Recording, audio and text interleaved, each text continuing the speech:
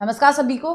कैसे आप सभी लोग? आशा करती हूँ बहुत अच्छे होंगे, बहुत बढ़िया होंगे। तो मैं देख रही हूँ कि हर कोई वीडियो जो है वह जरूर बना रहा है कि हमारे यहाँ से इतने नंबर से ये पास हुए हैं, उतने नंबर से पास हुए हैं, है ना। लेकिन सबसे बड़ी बात यह है कि पास होने की फोटो तो हर कोई दिखा देता है, वह बहुत अच्छी बात है।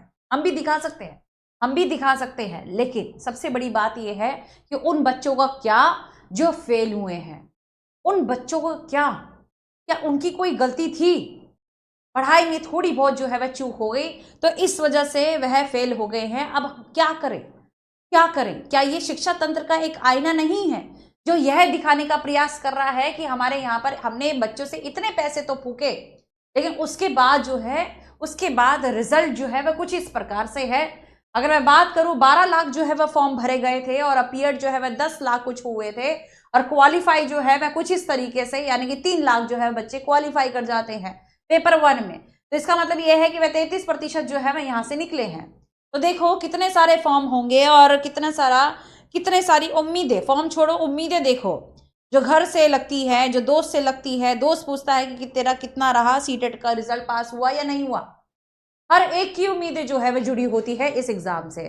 और उसके बाद जो रिजल्ट है, आज की डेट में अगर मैं देखूं कि 70 से 80% जो अभ्यर्थी हैं वह असफल हो गए हैं। अगेन फिर से यही बात है, 70 से 80% जो बच्चे हैं, अगर मैं बात करूं ओवरऑल की, तो ओवरऑल जो है आप देख सकते हैं पेपर 1 और पेपर 2 दोनों को मिलाकर केवल और केवल जो है वह 25% बच्चे ही पास हुए हैं। यानी कि अगर मैं बात करूं तो 75% बच्चे फेल हो गए हैं, है ना। ये हम साफ साफ मोटा मोटा देख लेते हैं। जिन्होंने फॉर्म भरा था, जिन्होंने अपनी कमाई, अपनी पॉकेट मनी या फिर बहुत मेहनत से एक एक रुपया जोड़ जोड़ कर जो है वह फॉर्म भरा, और फॉर्म भी बहुत महंगे महंगे होते हैं, सस्ते नहीं होते हैं, उसके बावजूद भी बच्चे फेल हो गए हैं। तो आपको क्या लगता है ये किसकी गलती है? आपकी, हमारी, अध्यापकों की, या फिर पूरे सिस्टम की? और जो बच्चे पास हो गए हैं उनका पता नहीं कि क्या करना है, क्या नहीं करना है। तो बच्चों मैं एक चीज बताना चाहूंगी कि जो जो रिजल्ट है ना, ये हमारे शिक्षा तंत्र का एक आईना बन चुका है। ये हर एक परिणाम के बाद यही अवस्था होती है कि हमारा नहीं निकला। ये मैं सिर्फ सीटेट की बात नहीं कर रही हूँ, कोई भी एग्जाम हो दुनिया भर का। और जहां पर बच्चे बीएड, डीएलएड, या फिर यूं कह लो कि जितने भी टीचिंग कोर्स करके आए हैं या खुद से इन्होंने इतना पढ़ा है, तो कहीं ना कहीं एक शंका पैदा कर देता है कि हम कैसे पढ़ रहे हैं आखिरकार। क्या हम सिर्फ रट कर पढ़ रहे हैं या फिर समझ कर भी पढ़ रहे हैं, जिसकी वजह से हम यहाँ पर सीटेट का एग्जाम नहीं निकाल पाए हैं? क्या कारण रहा, कभी पूछा है अपने आप से? क्योंकि आज जो है वह सीटेट का रिजल्ट हो जाएगा, 2-4 बातें हो जाएंगी और खत्म हो जाएगा। उसके बाद क्या? उसके बाद भी क्या ऐसे ही चलता रहेगा? मन में 1-2 लाइनें आती है, मैं बताना जरूर चाहूंगी। एक बहुत अच्छी आवाज तो नहीं है, लेकिन फिर भी एक गीत आता है, वह कौन सी है, उसकी 2 लाइन। हाँ, सारी उम्र हम मर मर के जी लिए, एक पल तो अब हमें जीने दो, जीने दो। तो जब भी कोई रिजल्ट आएगा या जब भी कोई एग्जाम होगा, क्या फिर हम यहाँ पर मरेंगे? फिर हम जो है वह कुछ ना कुछ होएंगे? अपने इमोशन, अपनी डिग्निटी, अपनी पहचान कोई हमसे पूछेगा कि निकला? नहीं निकला, नहीं निकला, इस बार भी नहीं निकला। तो आखिरकार इतनी बड़ी जो असफलता रही, तो क्या आप चाहेंगे नहीं कि हम अपने आप से जो है वह कारण पूछें कि ये ऐसा क्यों हो रहा है? सिस्टम तो खा ही रहा है, वो तो पूरा दिख रहा है कि सिस्टम तो खा ही रहा है। अब आप कहोगे कि मैडम सिस्टम कैसे खा रहा है, इतना फॉर्म जो है उसने भरवा लिया, उसके तो मजे ही मजे हैं भाई। लेकिन कहीं ना कहीं ये एक वार्निंग सिग्नल है ये हमारे लिए कि हमें अपने आप को देखना पड़ेगा, हमें अपने आप पर फिर से फोकस करना पड़ेगा, जो कहीं ना कहीं किसी ना किसी कारणवश छूट रहा है। हमें देखना पड़ेगा कि हम क्या पढ़ रहे हैं, हमें ये देखना पड़ेगा कि हम कैसे पढ़ रहे हैं। एक लाइन आती है, बहुत हम सिखाते हैं, लर्निंग हाउ टू लर्न। हर कोई जो है वो फोटो बनाता है अच्छे अच्छे बच्चों के साथ, लेकिन जो बच्चे पास नहीं करे हैं, सबसे बड़ी बात यह है कि सबसे बड़ा दुख उन्हीं बच्चों के लिए होता है। और मुझे तो खास तौर से होता है कि क्यों, कारण क्या था, क्यों ऐसा हुआ। तो बस मैं आप सभी से इतना कहना चाहूंगी कि सबसे पहले अपने अपने आप से सवाल उठाएं। सिस्टम की तो बहुत दूर की बात है, सबसे पहले अपने आप से प्रश्न पूछिए कि क्यों नहीं हुआ हमारा।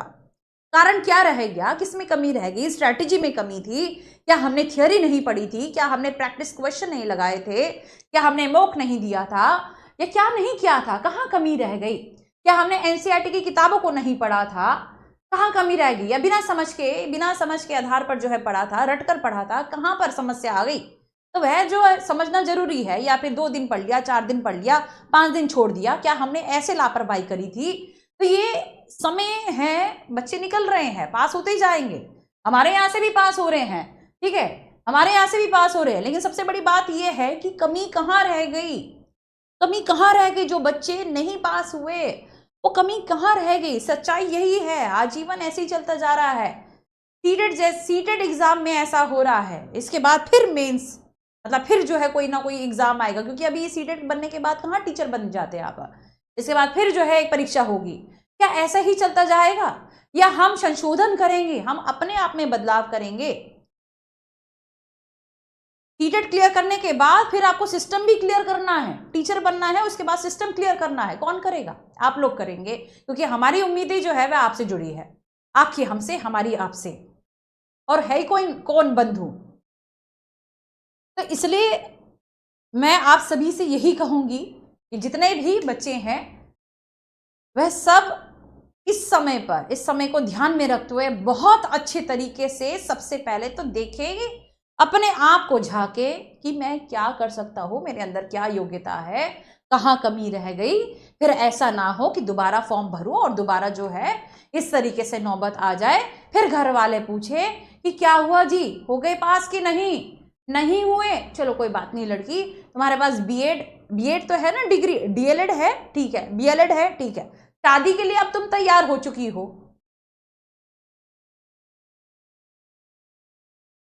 तो इसलिए मैं आप सभी से यही कहूंगी कि कंपटीशन बहुत ज्यादा है, लेकिन उसके लेवल का पढ़ना भी बहुत इंपॉर्टेंट है ना। एवरेज प्रिपरेशन से कुछ नहीं होगा, सिलेक्शन नहीं हो पाता है, या पेपर नहीं निकल पाता है। इसलिए अपनी तैयारी में थोड़ा सा संशोधन लेके आए, देखिए परखें कि कहाँ कमी रह गई थी। सीटेड क्वालिफाई करना मात्र एक हमारी जीत नहीं है, हाँ ये एक फाइनल गोल नहीं है, एक जो बच्चे इसे पार कर गए हैं उनके लिए आगे और चुनौतियां हैं, राइट। तो मैं आप सभी से यही कहूंगी कि आज बैठकर सिर्फ और सिर्फ ये देखना है कि मैं किस सब्जेक्ट में सबसे ज्यादा वीक रही हूं, किस सब्जेक्ट में मैंने नंबर खोए हैं और क्यों। इसलिए मैंने वीडियो नहीं बनाई। जो बच्चे पास हो गए क्या करूं बना के, क्या करूं बताओ। जो बच्चे फेल हो गए हैं वह क्यों हुए हैं, कारण क्या है, वो मुझे जानने की ज्यादा उत्सुकता है, समझ रहे हो, वो ज्यादा उत्सुकता है। 125, 129, 127 या फिर जितने भी नंबर आ रहे हैं, 130, 32, जितने भी नंबर आ रहे हैं, क्या करूं मैं उनका। ठीक है, उनको हम मार्गदर्शन दे देंगे कि आपको ऐसे ऐसे करना है, लेकिन जो बच्चे फेल हो गए हैं तो उनके लिए, या रह गए हैं, फेल होना शब्द ही अपने आप में कितना खराब लगता है ना। तो जो रह गए हैं, कृपया करके हाथ जोड़कर मेरी विनती है एक बड़ी बहन के नाते कि आपको अपने आप को देखना बहुत जरूरी है, ताकि आप दूसरों को दिखा सको, अपनी पहचान बता सको कि आप कौन है। ठीक है, तो ये वीडियो बस इस वजह से थी ताकि आप अपने आप के अंदर जो है वह जरूर झांके। और ये देखो, फिर से वही सरकार तो तुम्हें लूटने के लिए बैठी है और कुछ नहीं। मैं तुम्हें सच बताऊं तो हजारों के फॉर्म, और उसमें से उनमें उनका क्या जाता है भाई, इनका क्या जाता है, इनका तो मजा ही है। इनका क्या जाता है, जितने बच्चे आवेदन करेंगे उनके लिए ये अच्छा है, जितने बच्चे फेल होंगे उनके लिए यह भी अच्छा है, क्योंकि इसलिए अच्छा है क्योंकि उन्हें पता है कि फिर दोबारा ये बच्चे फॉर्म भरेंगे, तो तुम उनको लाभ कमाने के लिए बैठे हो, मुझे ऐसा लगता है ना। खैर, तो क्या ही कहूं, ठीक है। और बस मैं इतना कह सकती हूं अंत में कि इसको जरूर देखें कि ऐसा क्यों हुआ है, कारण क्या था, क्या कमी रह गई, बार बार ऐसे ही करते रहना है या फिर कुछ अपना अलग भी करना है कि नहीं करना है।